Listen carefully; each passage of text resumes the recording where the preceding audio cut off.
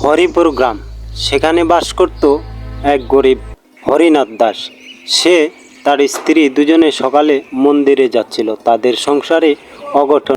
তার বউ বলে, হে ভগবান, রাবণ আমার মেয়েকে নিয়ে পালিয়েছে।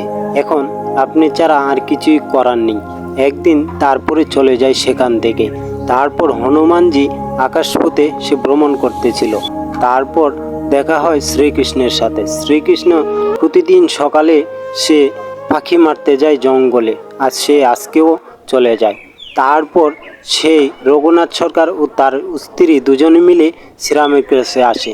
তারপর কৃষ্ণ তাদেরকে বলে যে তোমরা এখন চলে যাও, আমি তোমাদের কথা মাথায় রাখবো। তারপর তারা বলে যে ঠিক আছে কৃষ্ণজি, আমরা আজকে তোমার বাড়ি থেকে চলে যাব, কিন্তু রাবণ যা করেছে সেটা অন্যায় করেছে। তারপর তারা চলে যায়।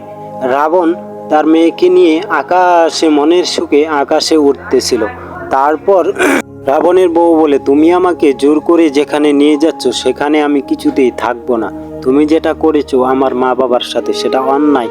তারপর রাবণজি সে নীল আকাশের দিকে চলে যায়, যেখানে তাকে ছাড়া আর কেউ কাউকেই দেখতে পাবে না। তাই সেখানে রাবণ একাই একাই চলে যায়। তারপরে তার সাথে দেখা হয় রাবণের হনুমানজির সাথে। হনুমানজি বলে, রাবণজি আপনি কোন। তারপর পণ্ডিতজি আর কৃষ্ণ দুজন একসাথে যুক্ত হয়। পণ্ডিতজি বলে, কৃষ্ণ তুমি যদি আমার সাথে থাকো তাহলে আমরা রাবণকে মারতে পারি। তারপর কৃষ্ণ বলল, ঠিক আছে চলেন, আমরা আজকেই রাবণকে শেষ করে দেব। তারপর পণ্ডিতজি আর কৃষ্ণজি দুজনে একসাথে গিয়ে রাবণের মাথা থেকে কল্লাটি আলাদা করে দেয়।